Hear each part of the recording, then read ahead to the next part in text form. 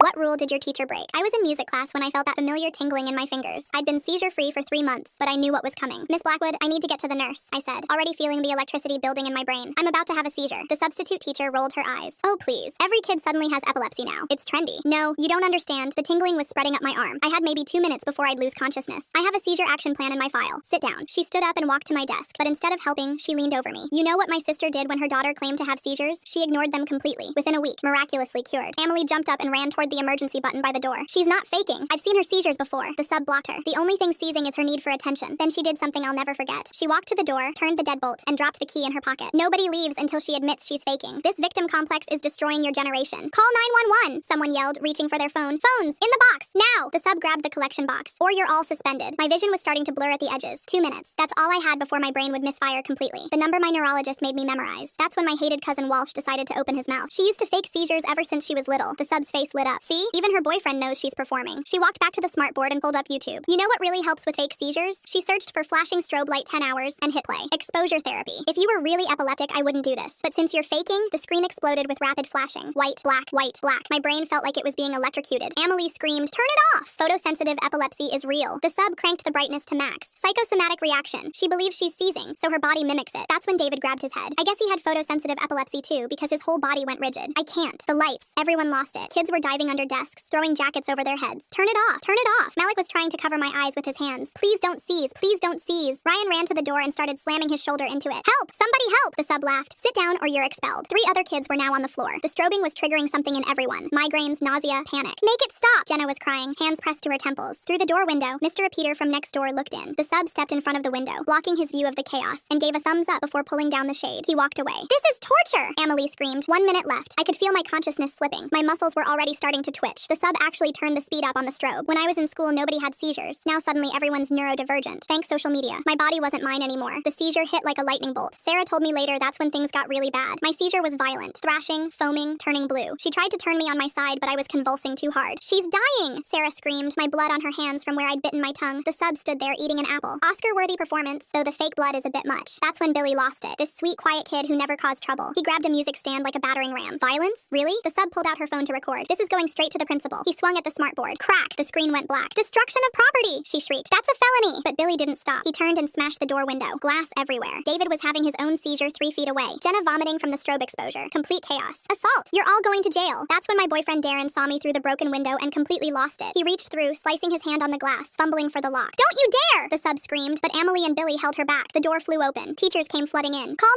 911! Someone screamed. Multiple students seizing! The sub was still yelling as they restrained her. They're all faking! This is mass hysteria. The paramedics said I was clinically dead for 90 seconds. They had to intubate me right there in the hallway while working on David 10 feet away. Turns out he had undiagnosed epilepsy. Miss Blackwood was given paid time off while her performance was under review. A few of the parents worked to set up a GoFundMe to cover treatment costs. Fast forward 2 weeks later, and we were sitting in science class when they broke the news. David's parents only managed to raise $30,000 of the $130,000 needed for treatment. He didn't make it. That's when I knew we had to take matters into our own hands and destroy Miss Blackwood. My hands were shaking so bad I couldn't hold my pencil. The teacher kept talking about cell division, but all I could think about was how David's cells stopped dividing because his parents couldn't afford to keep them going. I sat there frozen while everyone else took notes like nothing happened. Like David wasn't dead. Like Miss Blackwood wasn't sitting at home getting paid while he was in the ground. The rage was so hot in my chest I thought I might throw up right there at my desk. When the bell rang, I ran to the bathroom and barely made it to the toilet before everything came up. Amelie followed me in and held my hair back while I heaved. She kept whispering that we couldn't let Miss Blackwood get away with this. I knew she was right, but I could barely stand up straight. My legs were shaking and my head was pounding. That night I couldn't sleep at all. I just laid there staring at the ceiling and replaying those 90 seconds when I was dead. The darkness, the nothing. I kept wondering if David felt that same darkness or if it was different for him. My parents kept checking on me every hour because they were scared the stress would trigger another seizure. Mom would peek in and ask if I needed anything, and Dad would stand in the doorway just watching me breathe. The next morning at the school, there were flowers and cards piling up at David's locker. Someone had taped his school picture to the door, and people were leaving notes and stuffed animals. This freshman girl walked by and asked what happened. When someone told her about the seizure in music class, she actually said it sounded made up. I wanted to scream at her, but I just stood there staring at all the flowers. At lunch, I found Billy sitting alone at a table in the corner. His knuckles were still wrapped in bandages from when he punched through the smartboard. He looked up when I sat down, and I could see he hadn't been sleeping either. He told me he couldn't stop seeing David on the floor. We just sat there in silence because there wasn't anything to say that would help. Nothing would bring David back. After school, Darren was waiting by my locker with a stack of printed papers. He'd found Miss Blackwood's social media accounts before she made them private. Post after post going back years where she mocked kids with disabilities. She called them trendy. She praised her sister's tough love approach to her daughter's fake seizures. There were pictures of her at some conference about combating victim mentality in schools. Every post made me want to throw up again. David's funeral was 3 days later. The church was packed, and his mom, Niev, sat in the front row looking like she hadn't eaten or slept since it happened. When I went up to pay my respects, she grabbed my my hand so tight it hurt. She kept whispering about the GoFundMe messages and how people kept saying they were sorry, but $30,000 wasn't enough. Her grip was crushing my fingers, but I didn't pull away. She needed someone to hold on to. After the service, I saw Walsh in the parking lot, and I couldn't help myself. I walked right up to him and asked how he could do it. How he could tell that substitute I was faking when he knew about my epilepsy. He started crying right there by his car. He said our grandmother always told him I was faking for attention, and he believed her because it was easier than accepting I was really sick. He said he was sorry, but sorry didn't bring David back. Monday morning, Principal Penn called me to her office with my parents. She sat there behind her big desk offering these careful condolences and talking about proper procedures. She kept emphasizing how the school followed protocol and how substitute teachers go through training. She never once admitted that those procedures failed David. She never said his name without looking at her lawyer on the phone. My parents were trying to stay calm, but I could see Dad's jaw clenching every time she mentioned procedures. After that meeting, they sent me to see Ren Quigley, who was the district's 504 coordinator. They sat there with my file open and this fake sympathy on their face while they reviewed my accommodation plan. They kept asking if there was anything they could have done differently, like David wasn't literally dead from what they did. They wanted me to say it was okay, that the system worked, but the system killed David, and they wanted me to pretend it didn't. I sat there listening to them talk about updated training and new protocols, while all I could think about was David seizing on that floor. Something feels really strange about how Miss Blackwood knew exactly which buttons to push. The strobe lights, the locked door, even calling epilepsy trendy. It's like she had this whole plan ready to go for some reason. The way his body went rigid, the way his eyes rolled back, the way the substitute stood there eating her apple while he was dying. They kept talking about moving forward and learning from this tragedy, but they never said what they learned. They never said they were wrong. They never said David should still be alive. When I left that office, I knew nothing would change unless we made it change. Miss Blackwood would come back from her paid leave and some other kid would die. The school would have more meetings about procedures and protocols, but nothing would actually get better. That's when Amelie and Billy and Darren and I started planning. We weren't going to let them sweep this under the rug like David never existed. The first thing we did was go to the police station downtown. My mom drove us there in her minivan while Amelie kept checking her phone for updates from the other parents. The building smelled like old coffee and floor cleaner. We sat in those hard plastic chairs for 2 hours before the detective finally called us in. He had this thick folder on his desk with David's name on the tab. I could see the corner of his death certificate sticking out. The detective kept saying things like alleged incident and under investigation, while that piece of paper sat right there. He told us these cases take time, and there's a process they have to follow. My mom asked when we'd hear something definite. He just shrugged and said it could be weeks or months. Amelie's mom started crying. The detective handed her a tissue box and said he understood our frustration, but they had to be thorough. He kept using the word alleged, even though David was dead, even though we all saw what happened, even though the paramedics had reports. He said the district was conducting their own investigation too. Everything was under review. That's all he would say. Under review. 3 days later, I had to go to the mall with my mom to get new shoes. The food court lights were those old fluorescent ones that buzz and flicker. I didn't think about it until we walked past Orange Julius. Then the lights started doing that thing where they pulse. My chest got tight. My hands started shaking. The lights kept flickering, and suddenly I was back in that classroom. I dropped to the floor right there by the pretzel stand. People were staring. Some kid was recording on his phone. Security came running over. They thought I was on drugs or something. My mom kept trying to explain, but I couldn't breathe. The lights kept flickering. They had to help me out through the employee exit. Everyone was watching, whispering. I felt so weak, so broken. The next Monday at the school, this girl from the newspaper came up to me. She had her recorder out and everything. Said she wanted to do a story about what happened. Part of me wanted to tell her everything. Every single detail about Miss Blackwood. But I also knew how these things go. One wrong word, and suddenly the story becomes about something else. Or the school makes me look like I'm making it up. Or they twist it around. I told her I couldn't talk about it yet. She kept pushing. Said people deserved to know the truth. Maybe she was right, but I wasn't ready. That weekend, I stayed in my room organizing everything. I pulled out my seizure action plan that the school was supposed to follow. Found all my hospital records from the past 3 years. The emails my parents sent at the beginning of the year explaining my condition. The letter from my neurologist. Each piece of paper felt important, like evidence, like proof that this shouldn't have happened. I made copies of everything, put them in a binder with tabs. My mom helped me scan them too. We saved everything on 3 different flash drives, just in case. While I was organizing, I kept checking David's GoFundMe page. Still stuck at $30,000. His parents needed $130,000 for all the medical bills before he died. The comments had stopped coming. People had moved on to other things. That's how it works. Something terrible happens, and everyone cares for a week. Then they forget. Kids die because their families can't afford treatment. That's just how things are. The anger was eating me up inside, making me feel sick all the time. On Sunday, Amelie and Billy came over with Malik. We sat in my basement trying to figure out what to do. Darren showed up late and sat on the stairs instead of with us. He kept checking his phone. Finally, Amelie asked what his problem was. He said his coach told him not to get involved. Said it could mess up his scholarship chances. That hurt more than I expected. He was supposed to be on our side. He was supposed to care about David, about me. But his stupid football scholarship was more important. Amelie said we should file public records requests. Her older sister did that once for a school project. We spent hours writing the requests, asking for the 911 call recordings, any security camera footage from the hallway, the incident reports. We sent them to the district office that week. They wrote back saying everything was part of an ongoing investigation. Said they couldn't release anything due to student privacy laws. It felt like a cover-up, like they were hiding something. That's when Amelie's mom mentioned she knew a lawyer. This woman named Orla Purcell who did civil rights cases. She agreed to meet with us at her office downtown. The place had all these awards on the walls, pictures of her with important people. She listened to our whole story without interrupting once. Then she said she'd help us pro bono if we could get organized. She needed evidence, witness statements, documentation, everything properly preserved. She gave us really specific instructions. Screenshot any social media posts about the incident before they get deleted. Write down everything we remember while it's still fresh. Get contact information for every witness, but absolutely no contact with Miss Blackwood. No messages, no confrontations, nothing that could be seen as harassment. The rules felt limiting, but having a plan helped. It made me feel less helpless, less like I was drowning. We made a group chat that night to coordinate everything. Amelie would handle collecting witness statements from our classmates. Billy would track down and organize organize all the documents. Malik would create a timeline of everything that happened. Everyone had a job. Everyone had something to focus on instead of just being angry. It felt like we were actually doing something, like we weren't just going to let them sweep this away. The next morning, Principal Penn's voice crackled over the PA system during homeroom, and everyone stopped writing to listen. She cleared her throat twice before speaking, and I could tell from her tone she was reading from something prepared. Any student participating in walkouts or protests during school hours would face automatic suspension and removal from all extracurricular activities effective immediately. The room went silent, and I saw kids exchanging looks across the aisles. My hands started shaking because I knew what this meant for our plans. We'd been talking about organizing something bigger than just collecting evidence, and now they were trying to scare us into staying quiet. The announcement went on for another minute about maintaining order and respecting the learning environment, but I stopped listening and started texting under my desk. Within 5 minutes, our group chat had 40 messages all saying the same thing. We were doing it anyway. Third period was when we planned it, and nothing was going to stop us now. Not after what happened to David. The bell rang, and I grabbed my stuff and headed to English, trying to look normal even though my heart was pounding. In the hallway, I passed 3 security guards I'd never seen before standing by the main entrance. They were watching everyone and writing things down on clipboards. 2 more were stationed by the side exits. The message was clear, but it just made me angrier. Second period dragged on forever, and I kept checking the clock every 2 minutes. The teacher was talking about symbolism in some book, but I couldn't focus on anything except what was about to happen. Finally, the bell rang for third period, and I stood up with everyone else, but instead of going to class, I turned toward the main entrance. Emily was already there with Billy and Malik, and about 10 other kids. More were coming down the hallway from different directions. The security guards stepped forward, blocking the doors, but we kept walking. One of them started saying something about consequences, but 40 kids pushing forward was more than 3 guards could handle. We pushed through the doors and out into the parking lot where more students were already gathering. Some teachers stood in their doorways watching, but nobody tried to stop us. A few even nodded slightly as we passed. We walked to the front lawn and stood there in a group, not chanting or holding signs, just standing together in silence for David. Cars driving by started honking, and some people took pictures with their phones. After 20 minutes, we walked back inside and went to our classes like nothing happened. By the end of the day, there were yellow detention slips stuffed in all our lockers with dates and times written in red pen. Mine was for every day after school for 2 weeks. That night, Walsh decided to make everything worse by posting an old video on social media from a family barbecue 3 years ago. In the video, I was laughing at something my uncle said and playing cornhole in the backyard looking completely normal and happy. He captioned it saying this proved I'd always been fine, and just played up my condition for attention when it was convenient. The betrayal hit harder than anything, because he was using our shared memories as weapons. He knew that video was from a good day between seizures, but he made it look like evidence I was faking. I'm curious why the detective kept using alleged when there's a death certificate right there on his desk. What exactly needs more investigation when someone's already gone? The way David's parents need $130,000 for medical bills while the school gives Miss Blackwood paid leave feels like there's something really twisted about these priorities. Within an hour, it had 200 shares and the comments were brutal. People calling me a liar and saying David's death was my fault for creating drama. I threw my phone across the room and heard the screen crack against the wall. The next morning, Darren found Walsh by his locker before first period, and I heard about it from 3 different people before I even got to the school. Darren grabbed Walsh's shirt and slammed him back into the metal lockers hard enough that everyone in the hallway heard it. Walsh tried to say something, but Darren shoved him again, and his head hit the combination lock on the locker behind him. 2 teachers came running and pulled them apart, but not before Darren got one more push in that sent Walsh's books flying everywhere. They both got marched to the office, and by lunch, they both had 3-day suspensions. Darren's mom had to leave work to pick him up, and I felt sick knowing his protective instinct was costing him his education. He texted me that night saying it was worth it, but I knew his parents were furious. 3 days later, I finally agreed to do the interview with a student journalist after saying no 5 times. We met in an empty classroom after school, and I set clear boundaries about what I would and wouldn't discuss. No questions about my family or medical history before the incident. No speculation about blame, just facts about what happened that day. My voice shook the entire time, and I had to stop twice to drink water because my mouth went completely dry. She asked about the strobe lights, and I described the feeling of my brain misfiring. She asked about the locked door, and I explained how trapped we felt. She asked about David, and I couldn't speak for almost a minute. When it was over, I felt empty and exhausted, but at least I'd said it out loud to someone who would write it down. The article went online that night on the school paper website, and within 2 hours, the comments section exploded. Half the people supported us and shared their own stories about teachers ignoring medical conditions. The other half called us hysterical attention seekers looking for someone to blame for a tragedy. One comment said David's death was just unfortunate timing, and we were using it to attack a good teacher. Another said we were drama queens making everything about ourselves. Reading strangers debate whether David's death was preventable made me run to the bathroom and throw up. My mom found me on the bathroom floor 20 minutes later sobbing. The next day, Orla called my mom with unexpected news. One of the paramedics who worked on me that day had reached out through her law office wanting to help. He couldn't speak publicly because his employer had strict policies about discussing cases, but he said if formally subpoenaed, he would provide a statement about what he saw. He remembered everything, including how long it took to revive me and the state of the classroom when they arrived. His testimony could prove how serious the situation really was. 2 days later, we got the transcript from Mr. Peters' deposition, and it made everything worse. He claimed he saw nothing concerning when he looked through the door window that day. Just Miss Blackwood giving him a thumbs up, so he assumed everything was fine and kept walking. He said the shade was already down when he looked, and he had no reason to think students were in distress. Reading that he could have saved us, but didn't even notice, made me lose faith in every adult who was supposed to protect us. He was 20 feet away while we were dying, and he just walked past. That same afternoon, Malik found something incredible online. Miss Blackwood had an old blog from 5 years ago that she'd forgotten to delete, and he'd been searching for hours until he found it. Post after post ranting about neurodivergent kids being coddled and creating victim culture in schools. One entry said seizure disorders were overdiagnosed and most kids just wanted attention and special treatment. Another said parents enabled fake medical conditions to excuse poor behavior. We screenshot everything before she could delete it and added it to our evidence folder that was getting thicker every day. Orla sent formal preservation letters to to the district and the smartboard manufacturer the next morning, demanding they maintain all electronic logs from that classroom. The legal language made everything feel more real and serious than our group chat planning ever did. The next morning, a letter appeared in every student mailbox with the teachers' union logo at the top. Dikey Paxton had typed up 3 pages of legal threats about what would happen if any student posted Miss Blackwood's name online. The words defamation and libel and civil lawsuit jumped out at me as I read it in the hallway. Kids were passing copies around, and some were already deleting their social media posts from the night before. I watched 2 freshmen actually crying as they read about personal liability and permanent records. Emily grabbed my copy and ripped it in half right there in front of everyone. The anger spread through the hallway like wildfire as more kids realized we were being threatened for telling the truth. My mom had to pick me up early that day for a grocery run, and I thought I'd be fine. The self-checkout machine started flashing red when the barcode wouldn't scan, and my whole body went rigid. The strobe pattern hit my brain like a hammer, and suddenly I couldn't remember where I was. My legs turned to jelly, and I grabbed the counter to keep from falling. Mom dropped everything and wrapped her arms around me to guide me toward the exit. People stared as she basically carried me through the parking lot while I tried to remember how to walk. My hands were still shaking when we got to the car, and I realized the triggers were getting worse, not better. Every flashing light felt like a threat now, and I couldn't make my brain understand the difference between danger and normal life. Darren started showing up at my locker between every single class the next day. He'd walk me to each room with his hand on my back like I might collapse any second. At lunch, he checked on me 3 times to make sure I was eating enough. After school, he followed me to my car, even though his was on the other side of the lot. By Wednesday, I couldn't take it anymore and told him I needed space to breathe. He looked at me like I'd slapped him and said he was just trying to protect me. We stood there in the parking lot yelling at each other for the first time since we'd started dating. He kept saying he couldn't lose me too, and I kept saying I wasn't made of glass. Neither of us won that fight, and we didn't talk for 2 days after. Someone leaked an email chain from the administration that Thursday, and it spread through the school like poison. The subject line said, "Managing the paid leave situation," and every message talked about optics and liability and media response. Not one single email mentioned David's name or asked how the rest of us were doing. They called it an incident and discussed damage control like we were a PR problem to solve. The corporate language about a dead kid made me run to the bathroom and throw up. My hands were shaking as I forwarded it to Orla, who said it was exactly what we needed for the case. The school board meeting that night was packed with parents and reporters. We each got 2 minutes to speak, and I was third in line after Emily and Billy. My voice cracked when I said David's name, but I kept reading from my notes about what really happened. Behind me, I could hear parents whispering about mass hysteria and attention-seeking teenagers. One dad actually laughed when I described my seizure. I wanted to turn around and scream at them, but I kept going until my time ran out. Ren Quigley stood up during the public comment period with a thick folder of papers. He proposed mandatory training for all substitute teachers about medical conditions and emergency protocols. The board members nodded and took notes and said they'd implement it within the next academic year. I wanted to scream that David needed help 6 weeks ago, not next September. The timeline felt like another slap in the face to everyone who'd been in that room. Orla helped us file a federal complaint with the Office for Civil Rights the following week. The woman on the phone was nice, but explained the investigation could take 18 months to complete. She used words like thorough and comprehensive while I stared at the calendar thinking about David already in the ground. Justice delayed felt exactly like justice denied when the person who needed it most was gone. Every form we filled out felt pointless, but Orla said we needed the paper trail. At the school, kids started crossing the hallway when they saw me coming. Rumors spread that I wanted attention, and got what I wanted even though David paid the price. Someone wrote "Drama Queen" on my locker in permanent marker. The whispers followed me everywhere about how I'd destroyed Miss Blackwood's career for nothing. The physical symptoms hurt, but the social isolation hurt worse. Emily showed up at my house Sunday night with red eyes and snot running down her face. Her parents had given her an ultimatum about choosing her future over my vendetta. They said she was ruining her college prospects by associating with me. She hugged me so tight I couldn't breathe and promised she wasn't abandoning me no matter what they threatened. We sat on my bed crying together until she had to go home. Mr. Peter pulled me aside after school on Monday and asked if we could talk privately. His hands were shaking as he admitted he should have looked closer through that window. He said he was haunted by what he didn't do and couldn't sleep anymore. The guilt in his eyes seemed real, but his remorse didn't bring David back. He asked what he could do to help, and I told him to testify at the hearing if we ever got one. Walsh getting slammed into lockers by Darren seems like a pretty direct message, but I wonder if Walsh actually understands why people are this angry, or if he thinks he's just reporting facts. 3 days later, the mail carrier handed me a thick envelope from the Office for Civil Rights, and my hands shook as I tore it open in the kitchen. The letter had an official government seal at the top and started with "Dear Complainant," before listing our case number 2024-1847 in bold letters. Mom read it over my shoulder while I scanned the formal language about how they'd received our complaint and would begin their investigation into the school district. It was just paperwork, but seeing that case number made everything feel more real and official. The next morning, I was spinning my locker combination when something fell out and hit my shoe. A small black USB drive with no label sat on the floor, and I picked it up wondering if someone dropped it by accident. During lunch, I plugged it into my laptop in the library, and a single video file appeared on the screen. The timestamp showed it was from that day in music class, and my stomach dropped as I clicked play. The footage was grainy hallway security camera video, but you could see straight through our classroom door window for about 30 seconds. Kids were diving under desks, and someone was clearly seizing on the floor while Miss Blackwood stood there doing nothing. The angle wasn't perfect, but you could make out the chaos and her complete lack of response to the medical emergency. I immediately texted Emily, who ran over from the cafeteria, and watched it with me 3 times before we called Orla. She answered on the second ring and told us not to share it with anyone or even make copies until she could verify where it came from. The chain of custody for evidence was critical, she explained, and we couldn't risk it being thrown out of court on a technicality. Someone inside the school was trying to help us, but we had no idea who had access to that footage or why they'd chosen to give it to me anonymously. That afternoon, Mom drove me to the Pritchard house where David's mother was waiting in the living room with boxes of tissues and photo albums spread across the coffee table. She led me upstairs to David's room, which looked exactly like he'd left it that morning before school, with his bed half made and chemistry textbook open on his desk. His college applications were stacked next to his computer, and Northwestern was on on top with the essay section completed but never submitted. We sat on his bed and she held my hand while explaining that she'd hired her own lawyer to pursue a civil suit against the district and Miss Blackwood personally. She asked if I'd be willing to testify about what happened, and I nodded immediately because David deserved justice, even if he wasn't here to see it. She showed me his journal where he'd written about wanting to be a doctor and help kids with neurological conditions like his own epilepsy that nobody knew about. The next day, Darren asked to talk privately after school, and we sat in his car in the parking lot while he stared at the steering wheel. He explained that his basketball scholarship to state was threatened because of his involvement in the incident, and the coach had warned him to stay quiet. His hands gripped the wheel as he promised he still loved me, but couldn't risk his entire future by being publicly involved in the fight against Miss Blackwood. I understood intellectually that college was his only way out of our town, but it still felt like he was choosing his future over doing what was right. He dropped me off at home and I watched his car disappear, knowing our relationship would never be the same after this. 2 days later, Mom drove me to my first therapy appointment at a small office building downtown, where the therapist had me fill out forms about my seizure triggers. She explained that we'd work on practical coping strategies for managing light sensitivity and stress that could trigger episodes. For homework, she gave me a worksheet to track my triggers throughout the week, which meant accepting that this was my new normal life. She taught me breathing exercises and showed me special glasses that could filter out certain light frequencies that might help prevent seizures. That weekend, I was checking social media when Emily called screaming that someone had created a fake account using my name and profile picture. The account had posted screenshots of my medical records showing my epilepsy diagnosis and medication list with nasty comments about attention seeking. By the time we reported it and got it taken down, the screenshots were already circulating through group chats and being reposted by anonymous accounts. Someone had violated HIPAA laws to get those records and was trying to humiliate me online, but we couldn't trace who was behind it. Orla suggested I take control of my own narrative by recording a video statement about what really happened that day. I set up my phone in my bedroom and spent 3 hours getting through the facts without crying or showing emotion. The final version was 8 minutes of me calmly explaining the timeline of events and Miss Blackwood's specific actions that endangered multiple students. Posting it felt scary, but also gave me some control over how my story was being told, instead of letting others twist it. Within 2 days, local news reporter Seamus Rader had contacted Orla asking for an interview about the incident. He ran a segment on the evening news showing my video statement and interviewing other parents whose kids were in the room that day. Tips started flooding into the news station about Miss Blackwood's behavior at her previous 2 schools, including an incident where she'd locked a diabetic student in a closet during a blood sugar crisis. The police finally scheduled formal interviews with all 23 students who were in the classroom, and Orla sat next to me as my attorney while I gave my statement. They asked detailed questions about every minute of that day, while a stenographer typed everything I said and 2 detectives took notes. Miss Blackwood's lawyer had apparently advised her not to speak to investigators, which Orla said was basically an admission that she knew she'd done something wrong. 2 days later, the IT guy from the district called Orla's office while I was there going over paperwork, and she put him on speaker so we could both hear what he found. He pulled up the smartboard logs from that exact classroom on that exact day, and there it was, a YouTube video titled Extreme Strobe Light Challenge 10 Hours, played from 11:42 a.m. to 11:54 a.m., exactly when everything happened. The log showed Miss Blackwood's login credentials, started the video, and set it to full screen mode at maximum brightness, and seeing that digital proof made my chest feel tight, even though it didn't bring David back or fix what happened to any of us. The next morning, a certified letter arrived at my house from the school district's lawyers, offering me $50,000 if I signed their settlement agreement, which included a non-disclosure agreement that would stop me from ever talking about what happened publicly again. My mom read through the 20-page document at the kitchen table while I ate cereal, and she kept shaking her head at different parts, especially the section that said I couldn't post on social media, give interviews, or participate in any legal action against the district or Miss Blackwood personally. The money would cover most of my medical bills from the ambulance ride and emergency room visit, plus the new medication I had to take now, because my seizures got worse after that day. But signing meant staying quiet about David dying, and Miss Blackwood still being on paid leave like nothing happened. 3 days later, Malik texted everyone to meet at his garage after school to talk about the settlements, since apparently we all got the same offer. And when I showed up, there were already 12 kids there with their letters spread out on his dad's workbench. Billy was pacing back and forth saying we should all refuse because taking the money meant they won, while Sarah kept saying her family needed the money for her therapy bills, since she couldn't sleep without seeing David's face turning blue. The arguments got louder when someone's older brother who was in law school showed up and explained that if we took the settlements, we couldn't be witnesses in each other's cases or help David's parents with their wrongful death lawsuit, which made everyone start yelling about whether we owed it to David to refuse the money. Emily grabbed my arm and pulled me outside where it was quieter, and said she thought anyone who took the money was basically saying David's life was worth $50,000. But then Walsh showed up and started arguing that we'd be stupid not to take guaranteed money when a trial could take years, and we might lose anyway. My phone buzzed with a text from Darren saying I should just take the money and use it to move to a different school district where I could start fresh without everyone knowing me as the seizure girl. And when I showed it to Emily, she got mad and said that was exactly what the district wanted, for us to disappear and let them sweep everything under the rug. The stress of being pulled between them made my hands shake, and I had to sit down on the curb because I felt another seizure coming on, which scared everyone enough that the arguing stopped for a few minutes while Malik got me water and made sure I was okay. The next day at the school, Principal Penn pulled me out of English class and brought me to her office where she had this whole presentation set up about a restorative justice healing circle where Miss Blackwood would apologize to all of us students, and we would share our feelings and move forward together as a community. She showed me this PowerPoint with stock photos of people hugging and holding hands in circles, while she explained how this would help everyone heal, and wouldn't that be better than all this legal fighting that was tearing the school apart? Principal Penn's healing circle PowerPoint with stock photos of people hugging? That timing seems awfully convenient when everyone's deciding about settlements. Makes me wonder who told her about the garage meeting yesterday, and why she pulled just me out of class for this little presentation. I told her I didn't want to sit in a circle and pretend to forgive someone who killed my classmate, and she got this tight smile and said that was a very strong word to use, and maybe I should consider how my inflammatory language was affecting affecting other students' ability to process their trauma. She kept pushing, saying Miss Blackwood was suffering too and deserved a chance to make amends. And that's when I stood up and walked out of her office without saying another word, because I knew if I stayed, I'd say something that would get me suspended. That afternoon, Orla called to tell me that David's mom's lawyer reached out about coordinating our cases since the district was trying to play us against each other by offering different settlement amounts to different families based on how much they thought we'd fight. Neve Pritchard, that was the lawyer's name, wanted all the families to work together so the district couldn't pick us off one by one with these settlement offers. And hearing that David's mom was fighting too made me feel less alone in refusing to just take the money and shut up. Over the next 2 weeks, Orla had me come to her office every day after school to practice for my deposition, making me tell the story over and over while she played the role of Miss Blackwood's lawyer, asking hostile questions designed to make me look like a liar or attention seeker. She taught me to pause before answering, to only answer exactly what was asked without offering extra information, and to stay calm even when the questions made me angry, which was hard when she asked things like whether I'd ever exaggerated my symptoms before, or if I enjoyed the attention I got from having seizures. We even planned what to do if I had a seizure during the deposition, with Orla making sure the court reporter knew to note everything that happened, and having my medical alert information ready in case opposing counsel tried to claim I was faking. The morning of Miss Blackwood's deposition, I wasn't allowed in the room, but Orla told me about it afterward, how Miss Blackwood sat there in a navy suit insisting that we were all performing, and that teenage girls especially were prone to mass hysteria and attention-seeking behavior. She actually brought up her sister's daughter who supposedly faked seizures for 2 years before her parents stopped enabling her, and miraculously she was cured, using this as proof that she knew we were all faking, and that's why she felt confident using the strobe light as exposure therapy. When they asked her about David, she said he was probably just caught up in the group hysteria, and that his death was an unfortunate coincidence, but not related to her actions, which made me so angry my hands shook, and I had to leave Orla's office to walk around the block 3 times before I could calm down. The next week was Mr. Peters' deposition, and this time Orla let me watch through the glass door, and I saw him break down crying when they asked him about looking through our classroom window that day. He admitted he saw Miss Blackwood give him a thumbs up, and he assumed everything was fine because she seemed calm, but he didn't really look at us students or notice the chaos happening behind her, and now he couldn't sleep because he kept thinking about how he could have stopped everything if he'd just opened the door. His tears seemed real, and he kept saying he was sorry, but sorry didn't bring David back, and sorry didn't fix my brain that now had seizures twice as often as before that day, and I noticed Miss Blackwood never said sorry, not even once. The last deposition that week was Dikey Paxton, the district's superintendent, who spent 3 hours explaining how the district's substitute teacher training was comprehensive, but that Miss Blackwood was an aberration who acted outside the scope of her training, basically trying to throw her under the bus while protecting the district from liability. He kept using phrases like isolated incident and couldn't have been prevented, while his lawyer nodded along, and when they asked him about David, he called it a tragic outcome, but insisted the district followed all protocols in their response, even though it took the ambulance 15 minutes to arrive because no one called 911 immediately, since Miss Blackwood had locked the door and taken our phones. 3 weeks later, Walsh sat in the lawyer's office for his deposition, and I watched through the glass door as he kept looking down at his hands. The lawyer asked him about that day in music class, and he started talking about our grandmother, how she'd been telling him since we were kids that I was faking everything for attention. He said she'd call him every week to warn him about my manipulation tactics and how I'd fooled all the doctors. She'd send him articles about Munchausen syndrome and tell him stories about times I'd supposedly pretended to be sick to get out of family events. The lawyer wrote everything down while Walsh explained how grandmother had convinced him that helping me would just enable my behavior. He admitted she'd been poisoning his mind against me for years, but said it didn't excuse what he did. Back at the school the next morning, everything felt different. Some kids came up to me in the hallway to say they were sorry for not doing more that day. Malik brought me a card signed by half the basketball team, but other kids rolled their eyes when they saw me coming. I heard whispers about how we were being dramatic and how David would have died anyway because of his condition. One girl said we were just trying to get money from the lawsuit. The cafeteria split into 2 groups, those wearing purple ribbons for David and those who thought we were overreacting. Fights broke out in the parking lot between kids arguing about whether Miss Blackwood deserved what was happening to her. 2 months passed before we got the court date. The judge listened to all the testimony and looked at the medical records and the video Billy's phone had captured before Miss Blackwood took it. She granted the preliminary injunction requiring every staff member to complete seizure response training within 30 days, but she denied our request to have Miss Blackwood fired immediately. She said due process had to be followed and Miss Blackwood had rights too. The lawyer explained that this was actually good news, but it didn't feel like it when I knew she was still getting her full salary. Another month went by before the district finally offered to settle. They created a memorial fund in David's name worth $200,000 for epilepsy research. They promised to overhaul their substitute teacher training program and require medical emergency certification for all staff. Miss Blackwood agreed to resign with her teaching license under review by the state board. The district's lawyer kept calling it a fair resolution, but David's parents just sat there crying. My neurologist appointment that week didn't go well. The test showed my seizure threshold had dropped significantly from all the stress. She said I'd need to increase my medication and avoid any triggers including flashing lights, lack of sleep, and emotional stress. That's when I knew I had to end things with Darren. We sat in his car after school and I explained that I couldn't handle a relationship on top of everything else. He kept saying he understood, but his eyes were red and he wouldn't look at me. We'd been together for 2 years, but my brain couldn't take any more pressure. Emily helped me start a disability advocacy group at the school the following week. 20 kids showed up to the first meeting in the library. We talked about creating buddy systems for students with medical conditions and pushing for better emergency protocols. One girl with diabetes shared how a teacher had refused to let her check her blood sugar during a test. A boy with Tourette's talked about getting detention for his tics. We made plans to present to the school board and started working on a petition for mandatory disability awareness training. Having something productive to focus on helped with the anger that kept building up inside me. Neve and I went to David's grave on a Saturday morning when the cemetery was empty. We didn't talk about the lawsuit or Miss Blackwood or any of it. We just sat on the grass next to his headstone and watched the clouds move across the sky. His parents had chosen a quote about light never truly going out but just changing form. Neve pulled grass out of the ground around one blade at a time while I traced his name carved into the granite. After an hour, we walked back to her car without saying anything, because there wasn't anything to say. Some things can't be fixed with words or money or justice. The next week, I spent every evening writing an article for the local paper about what happened. I didn't attack anyone personally or use inflammatory language. I just laid out the facts about the systemic failures that led to David's death. I wrote about the lack of proper substitute training, the absence of medical emergency protocols, and the culture that dismisses student medical needs as attention-seeking. I ended it with specific proposals for change, including mandatory medical training, clear reporting procedures, and accountability measures. My voice stayed steady as I read it to my parents before sending it in, not because I was healed, but because I'd learned to carry the damage without letting it consume me completely. Thanks for letting me wonder through all this with you. It's been such a journey to share together. Until we meet again. And hey, like the video, it helps more than you think.